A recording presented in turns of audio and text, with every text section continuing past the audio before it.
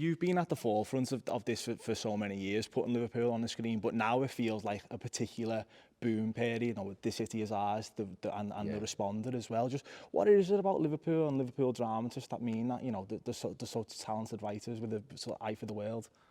Well, it comes from the writer, doesn't it? You know, have I told me Emmy story? I don't know.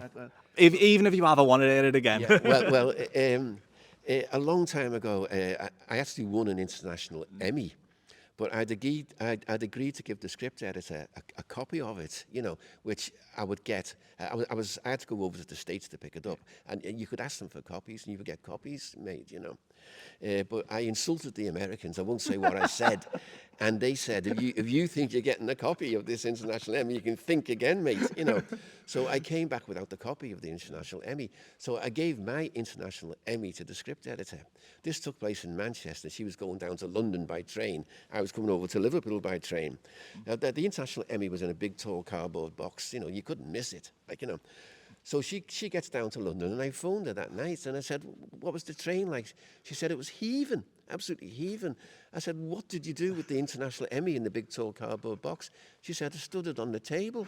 And I said to her, did anybody ask you what was in the cardboard box? She said, no. And I said to her, if you'd caught that train at Lime Street, by the time it got to Edge Hill, everybody would have known what was in that cardboard box, you know.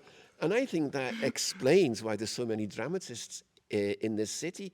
It's the natural curiosity, particularly towards the traveller. Yeah. And that comes from living in a big major port where we got people in from all over the world, and you wanted to know where they were coming from, where they were going to, you know.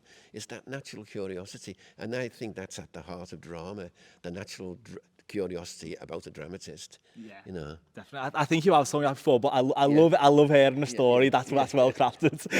And it's a brilliant example of sort of what sets this city apart, in my opinion.